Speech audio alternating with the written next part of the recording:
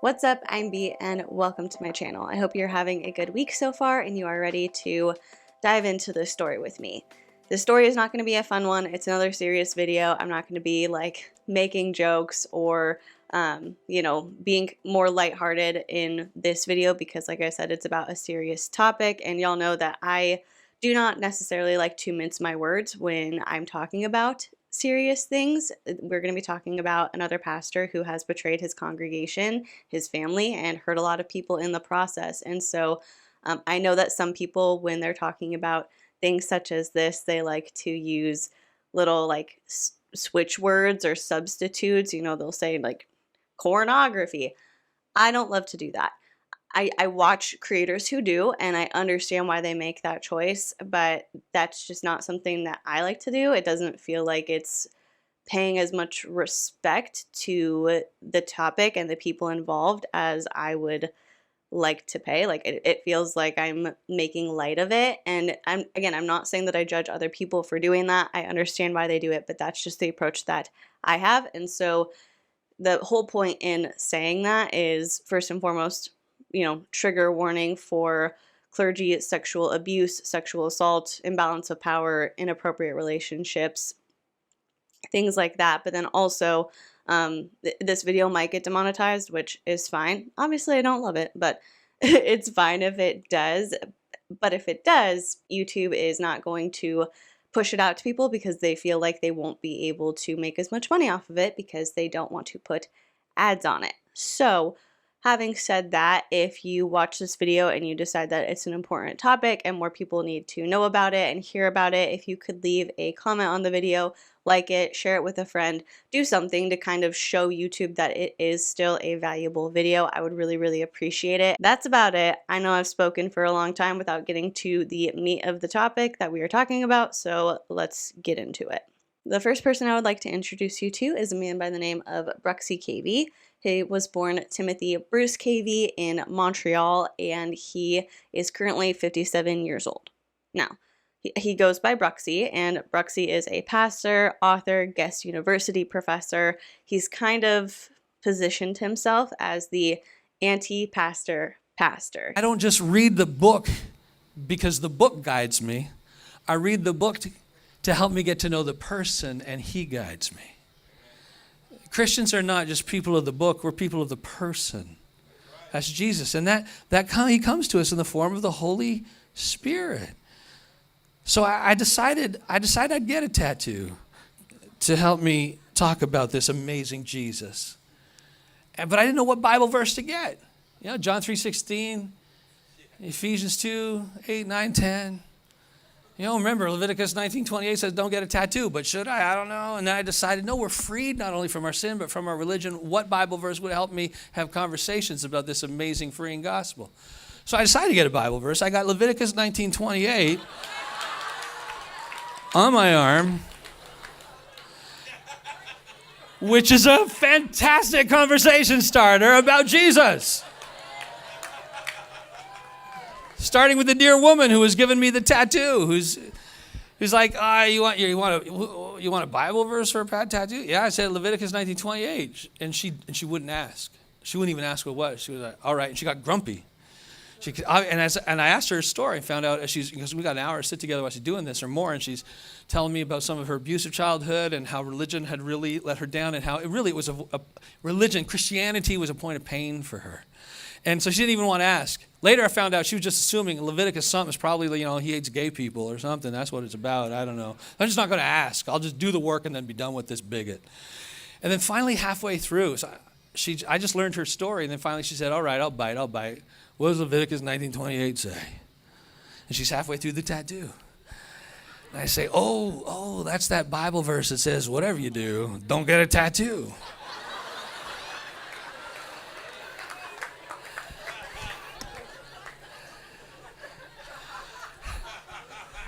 It changed everything. It changed everything because then it led to a conversation. Well, aren't you insulting God? And I said, no, because Jesus has freed me not only from my sin, but from the letter of the law. He's freed me up to walk in the newness of life of the Spirit, given me a new heart. So I understand there's a context for the laws of Leviticus and their laws of love given their context, but now I ask the question, how does that get applied today? Because I walk in tune with the Spirit, with brothers and sisters who remind me of the same voice of the Spirit. He was the lead teaching pastor at a church called the Meeting House in Oakville, Ontario, and he worked there for 25 years. And this church is really big. Like, they've got a very large presence. A lot of people know, especially about Bruxy, even before the incidents I'm going to talk about today. They have over 19 remote campuses, and I was actually introduced to Bruxy and this whole story several months ago by my brother-in-law, who was really disappointed. Like I said, and like you saw in that video clip, Bruxy isn't what you would typically expect to see when you hear about a pastor of a mega church. He's the anti-pastor pastor. He's more progressive and liberal, and he was a figure for a lot of people on that side of the aisle in terms of Christianity. And so hearing about all of this was a big blow to a lot of people, and I feel really bad for everyone who looked up to him and thought that, like, wow, he's a decent guy, he's a good guy, and he's a mega pastor and he's successful, but he's still living the life of somebody who just wants to lead people to Jesus. The second person I want to introduce you to is a woman named Hagar. This is a pseudonym. Hagar is a figure in the Bible who endured many hardships, and so this person, who wishes to remain anonymous, has, kind of come up with this and labeled herself as Hagar as a representative of being able to overcome things. But Hagar went to the Meeting House, and about 10 years ago, when she was 23 years old, she entered into a pastoral counseling relationship with Bruxy, who was 46 at the time, and at some point it turned sexual, and it lasted for several years. A lot of the details are unknown, but that's what we have as far as her account so far. Bruxy is married, and obviously it's inappropriate if you're counseling somebody to enter into a sexual relationship with them, and so this relationship was kept hidden until November of 2021. Hagar decided to disclose what had happened to another teaching pastor at the Meeting House named Danielle Strickland. Now, Danielle is somebody who is very prominent. I knew about her before any of this Meeting House stuff went public or entered into the news. So Danielle is a very prominent figure, and she has a lot of influence and pull, in my opinion. And so Hagar disclosed to Danielle. Danielle helped her report this to the Board of Overseers at the church. After the abuse was reported in November, the church decided to ask Bruxy to take a leave of absence, and they brought in an independent agency to investigate the claims. This was in December of 2021. On March 3rd, 2022, Bruxy was asked to resign, and he complied. The investigation determined that he abused his power and authority in a way that amounted to sexual harassment. Keep that phrase, sexual harassment, in your craw. After this was announced, Danielle went on an Instagram Live with another person named Jared McKenna, who's another religious leader. He has a podcast, and they discussed really just kind of a lot about the situation, how this isn't an isolated incident. These things happen very often, and it's not okay, and we need to stand in solidarity with survivors. And they made it very clear that they had an opinion, and Hagar also shared this opinion. They were very upset that the investigation and subsequently the church's statement failed to label what happened to Hagar as clergy sexual abuse. They were saying it's not just simple harassment. It's not just a simple imbalance of power and abuse of authority. I will say that the church apparently made a statement to Danielle about how they couldn't label it that because the investigation didn't label it that. So I'm not sure if that was just kind of them looking for a way out and kind of making an excuse, or if legally there was, something preventing them from publicly saying what Bruxy did was clergy sexual assault. Throughout the course of the investigation, the church has held various town hall style meetings where they update the congregation on things that have been discussed, things that have been discovered, just kind of giving status updates. And when I read Hagar's statement, it will refer to one of those meetings. So just keep that in mind. And also in March of 2022, Danielle Strickland did resign from her position at the Meeting House in solidarity with Hagar, which I think is really powerful. If we claim that we are, advocates for survivors and we believe them and we stick by them, it's really powerful to actually put your money where your mouth is and say, yeah, I'm going to lose my job. And Danielle got a lot of flack for it. Reading through the comments on that Instagram live, there was some really nasty ones about how she was like a sheep who was just, trying to bring a good man down. And why did she have to announce it publicly? She's obviously trying to tear the church down. And really, I mean, at this time, the independent investigation had found that something had gone on. Something wrong had happened. They didn't come in and say, no, everything's fine. And Danielle was like, no, I'm going to take Bruxy down. The investigation found that sexual harassment at the very least occurred. And so Danielle is sticking to her guns. She's putting her money where her mouth is. And she is saying, I'm not going to, represent and be part of an organization that allows this to happen. And so she resigns in solidarity with Hagar. Go Danielle. Additionally, in March of 2022, 2 more people came forward with allegations against Bruxy.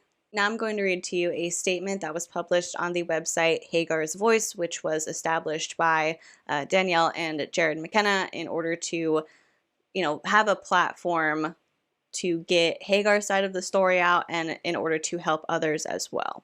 It says, this statement is made in light of the Meeting House town hall that occurred on March 8, 2022, as the findings of the investigation into Bruxy Cavey were shared with the Meeting House congregation.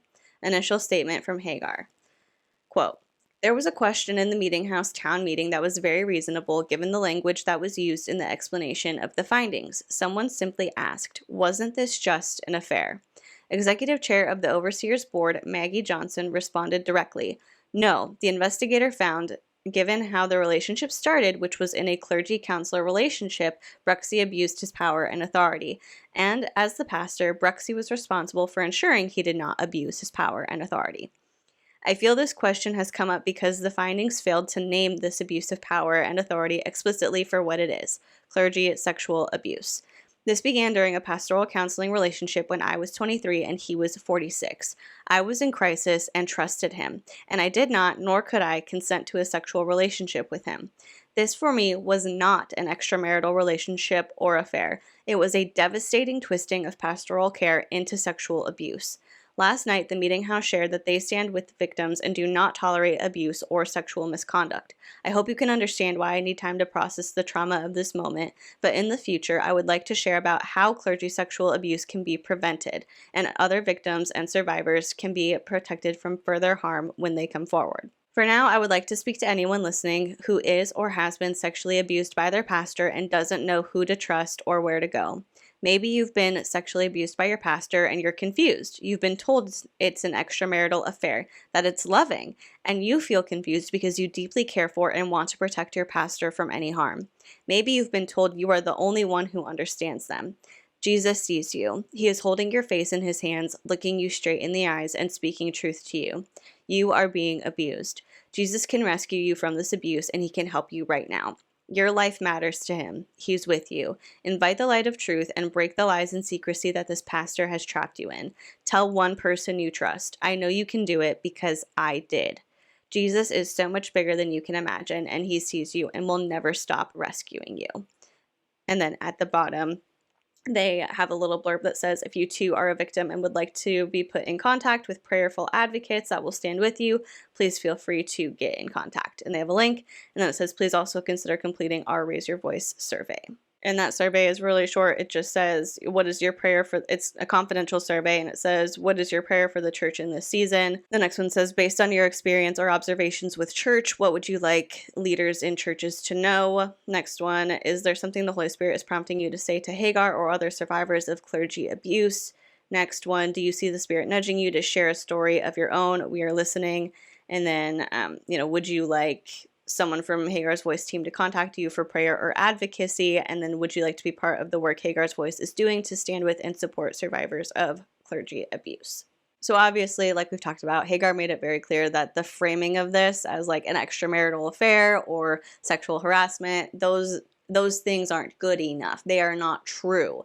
It's not an extramarital affair when you are in a crisis mode and you are seeking counsel from your pastor who decides to take advantage of you. You can't consent to that. That's not an affair. That's not, adultery. it's an abusive relationship. It is sexual abuse. Even though the church is framing it one way, I just want us to keep in mind that it goes a lot deeper than that. And I appreciate that, at this point in March, the church did very quickly put Bruxy on a leave. They brought in an independent agency to conduct this investigation. They didn't just try to be like, no, she's lying. They took steps to investigate it and figure out what happened. But it seems like they're just doing kind of the bare minimum at this time. They're not saying, well, if you found these to be valid, then this is obviously a horrible thing and we need to label it appropriately. Yes, they asked Bruxy to leave. I really appreciate that they did that. They accepted his resignation. But there's still just something about the fact that if you don't label it clergy sexual abuse, it doesn't reach that next level of seriousness in the eyes of a lot of people. Because they can just say, oh, well, he had an affair and that's a violation of our code of conduct. And so that's why he was asked to leave, as opposed to saying he took advantage of somebody who was almost, 25 years younger than him and he was inappropriate. Those two things read very differently in a headline. Y'all.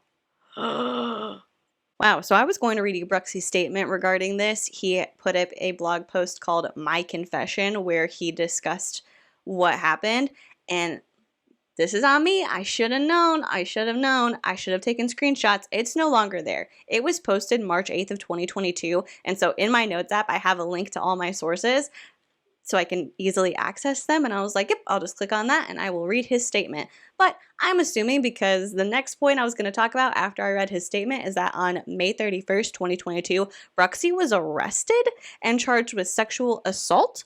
So I'm wondering if maybe he had a lawyer advised him to take that down for legal purposes. But just know he frames it in a way that, is very...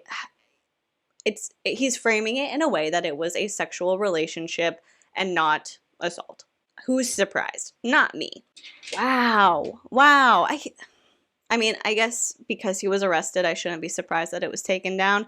I should have screenshotted it. That's my bad. If I can find somewhere where somebody re-uploaded it, I'll pop back in later and I will read it to you. But like I said, he apologizes. He says it shouldn't have been kept secret. The Hagar, this person, was so brave to come forward and share the truth about their sexual relationship, which he had been trying to hide. But, he doesn't outright say, I abused this person, which, again, you're 46, she's 23, she's in crisis mode, she's coming to you for counseling, and you initiate a sexual relationship. That's not okay. And then at the end, he did have a thing where it's just a reminder, this is not a reflection of Jesus. This is a reflection of man's imperfection and failure to live up to, the standards that should be held, something like that. It was very beautifully written. But again, every time I see something like that, I'm like, ugh, I don't know. For me, if you had said I don't know. If it was something that you were confessing to, that was I found myself in a financial crisis and so I misappropriated church funds. That's not okay. That's still something that, if a church finds out that you did that, you probably shouldn't work at that church anymore. But in doing that, it's not really a personal crime. For me, when you sexually assault somebody or harass somebody, you are directly harming them. You are looking them in the face and saying, I don't care about your bodily autonomy. I'm going to do what I want to do to you. That it's so sinister to me. And so for people to be just a reminder, this is not a reflection of Jesus. This is a reflection of man's imperfection. It just rubs me the wrong way because it seems like it's trying to make it to where the reader can relate to it and just be well, I'm not perfect either. Let me, forgive Bruxy. Let me have grace for Bruxy. Let me, go to him instead of shunning him and help him realize, we can all make mistakes. And I'll stand with Bruxy and I'll hope that he, realizes his mistake and doesn't do it again, when it's really so much more serious than that. All right, y'all, it is a few hours later. I filmed this video before work, and then I went to work, and then I saw that Roe v. Wade had been overturned, and let's just say today was not a good day. However, I was able to get access to Bruxy's statement through kind of like a back channel link through Facebook. And so, as promised, I am here to read it to you. And my heart hurts, and I don't have the words to make myself feel better, make anybody feel better. I don't know what to say, and I thought about waiting until I was less emotional to read the statement, like waiting until a different day to put this in, but I just thought, like, this is all connected. You know, Bruxy Cavey abusing his power and taking advantage of a woman, and now, you know, women and people with uteruses, people who can carry children all over the US are scared and are being impacted, and it just goes back to bodily autonomy and rights and wanting to feel safe in your body and who you are, and about, you know, just people waking up every day not knowing if they're going to be protected, not knowing what's going to happen, and it's all really, really unsettling and scary. And so, like I said, I don't have the words, I don't know what to say, I don't know what's going to happen. I really don't. But because this is all so just interwoven and interconnected, figured I would film this part of the video today. And without any further ado, here is Bruxy's statement. It's titled somewhat appropriately, but also a little bit of a misnomer, as you'll see, My Confession. Many of you have been made aware of allegations about me. When our church leadership first talked to me about this, I confessed. I was asked not to talk about it publicly until an official and external third-party investigation could be completed and our overseers could communicate the findings. I have submitted to this process, and now I am released to address the situation openly. At the core of these allegations, there is truth. Some years ago, I had an extramarital affair. I am ashamed to even write these words, and I am so sorry that you have to read them. This adulterous relationship is my greatest failure, my darkest sin, and I take full responsibility for my actions. I have broken bonds of trust with my wife, family, and church family, including the woman I became involved with. I have brought untold pain, heartache, and confusion into the lives of those I love and who love me. I am deeply sorry. And so just in this paragraph addressing it, it's like you're not calling it what it is. You're saying it was an extramarital affair. We're not off to a great start, Brooks. I was also irresponsible in my role as a spiritual leader. You weren't irresponsible. I mean, I guess it was irresponsible, but it wasn't just irresponsible. Even if the church and the independent investigator won't call it clergy sexual abuse, it was labeled as sexual harassment. So even just in saying, like, I was irresponsible, no, you sexually harassed somebody. And, you know, obviously at this point, this was back in March, he hadn't been arrested yet, but it's like you harassed somebody to the point where you were arrested. It wasn't just irresponsible. I was also irresponsible in my role as a spiritual leader and Christian clergy, which involves dynamics of power and influence and an expectation of exemplary conduct that makes me doubly accountable. I accept this responsibility with deep regret for my actions. I wish I had the courage years ago to divulge what has now become publicly known through the bravery of the woman I was involved with. Don't pretend like you are like respecting her and hailing her and just being like, wow, she was so brave to tell the truth and expose our dual sin. No. She was brave, but not for the reason that you're painting. She was brave for coming forward and being open enough to share what she went through at your hands. Although I had repented before God, I kept it a secret from others. I am sorry upon sorry for my cowardice. I realize that repentance without confession is only partial and prevents healing an authentic relationship in the light of truth. Because I have so grievously failed in my responsibilities as a pastor, our church leadership has asked for my resignation, and I have given it.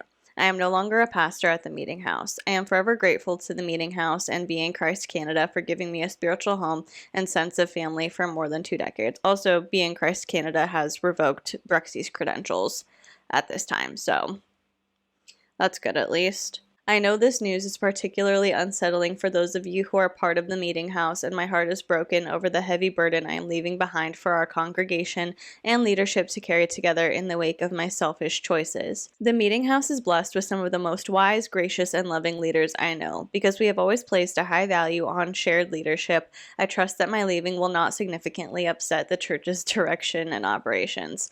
On the contrary, I believe it will make room for other diverse and exceptional leaders, and I will continue to cheer them on as they lead the church forward. Finally, I want to briefly respond to the many of you who have sent thoughtful messages asking how we are doing as a family and how I am doing personally. As you can imagine, my sin has caused devastating grief and pain for my family. It will likely take years to experience significant healing. Still, I think my wife and our daughters are amazingly wise, strong, and loving. I am doing the work of facing the damage I have caused. My family is walking this road alongside me, and the healing is beginning with the help of dear friends, psychotherapy, spiritual direction, and the prayers and encouragement of so many of you. Thank you.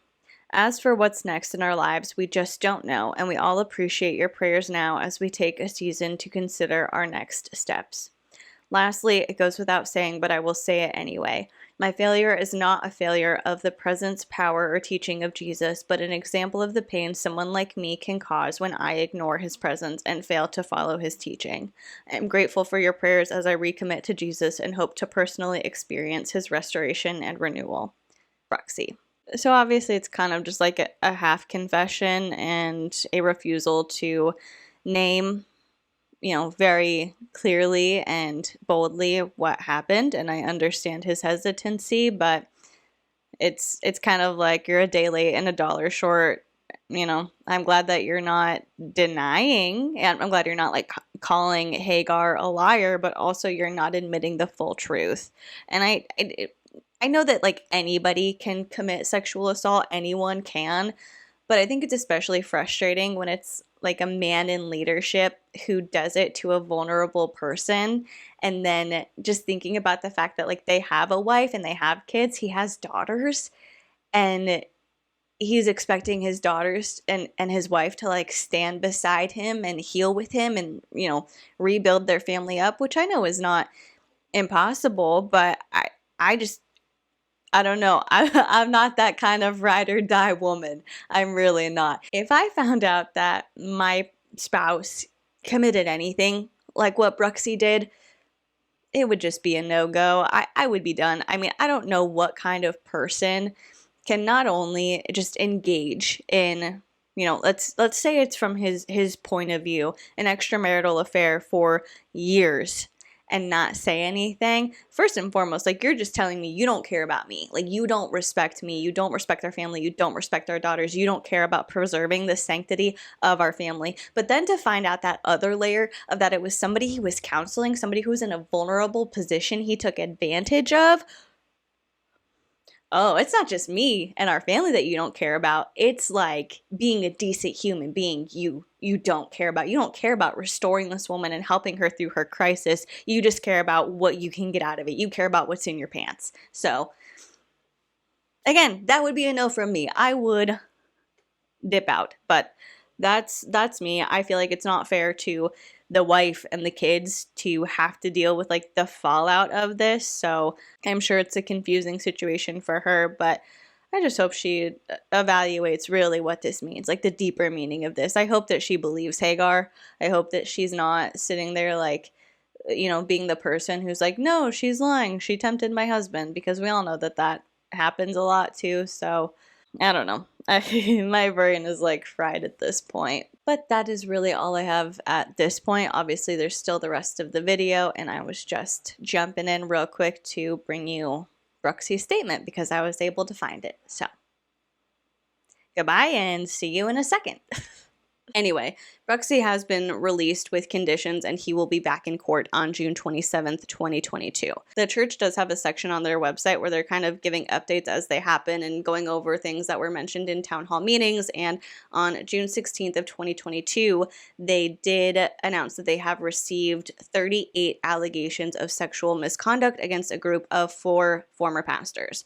2 of the accused have been previously convicted, and the names of most of these pastors have not been released, but one of the people who had recent accusations leveled against them was the former senior pastor, Tim Day.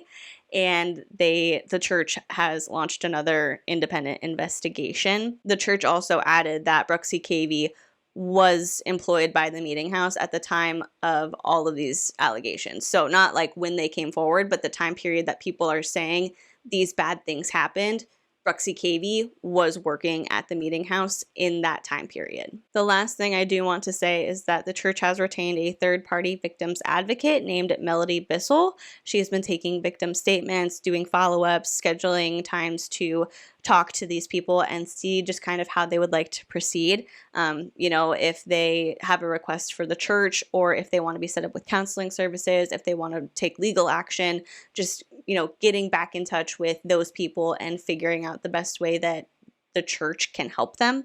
And so, again, that's something that I think the church has done right, is literally bringing in a third-party victims advocate to facilitate all of this, because obviously, there's not really anybody at a church who would be capable of doing that. Not that they couldn't have empathy or, schedule follow-up sessions, but they would have kind of a conflict of interest, I think, if they worked for the meeting house in taking those statements. Plus, they might not know more about like laws or resources available to help these people who have been harmed. And so, again, I think it's really great that they brought in this third-party advocate.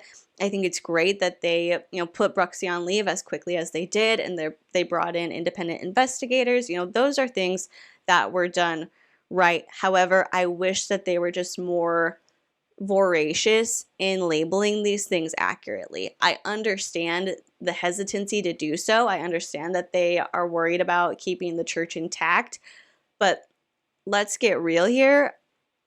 You can't cover up a sickness. Like, you have to treat it. You can't just say, you can't get pneumonia and be like, oh, it was just a little cold, I took some vitamin C. Like, you have to treat the problem. You have to label it accurately, and you have to go in there and take care of it. So I think them just trying to kind of smooth things over and not be super forthright with the details that are important for the public to know, it's not a good sign. And I get that it's hard to navigate stuff like this. I can't imagine, having this organization with a great reputation and a great pastor, a pastor that people like and people relate to. And, like I said, because of the way Bruxy presented himself, there were a lot of people who felt isolated from church, who felt like they could come back because they felt like, oh, like, I'm judged, I'm not right, something's going to be wrong with me, church is not a safe place for me. Bruxy made church a safe place for those people. And so it's really just devastating when you see somebody who has done good for a lot of people, and you realize the dirty things that they've done behind the scenes, the just disgusting things that they have done.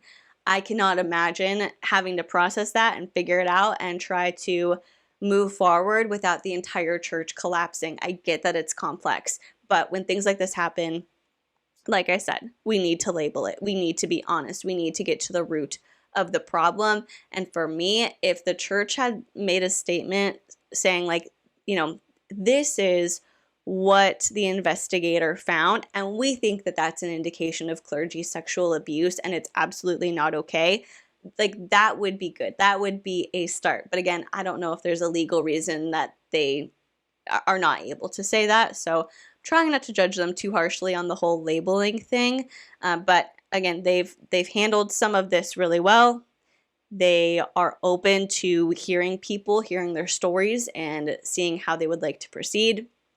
They're doing that. And so that is good. While I do have criticisms, and I kind of wonder how something like this can go on for so long and how you can have 38 additional accusations come forward after Bruxy has been outed.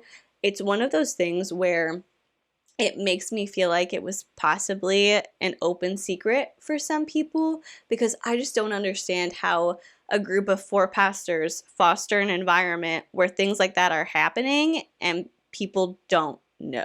And I do want to point out that Danielle Strickland, the woman that Hagar disclosed to and who has kind of taken up the lead on representing Hagar and getting her statement out there, Danielle hasn't worked there for a very long time. It's just been a few years. I don't think that she was in on this open secret. That's just my opinion because of how she's behaved since being disclosed to.